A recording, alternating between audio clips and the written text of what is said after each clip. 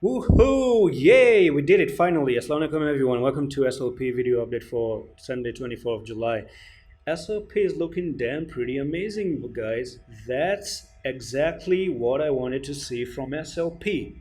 Bloody damn goodness. We're about to actually move higher. And I've been talking about this resistance being retested, and finally you have done it with a stop loss. Okay, you want to set a stop loss at 412. So if anyone want to take a trade, well, probably that's going to be like 5% move to the downside, but we're looking for SOP to come back to 517 once again. Okay, that's the technical target. We're looking for SOP. So yeah, you're looking for this thing to go from there to there and actually come up here to nearly 535 level. So it's going to be a little bit higher to that particular price target.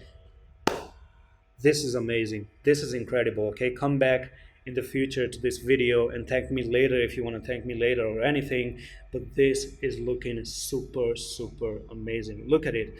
Resistance number one, resistance number two, broke to the upside, came down. You're holding the retest.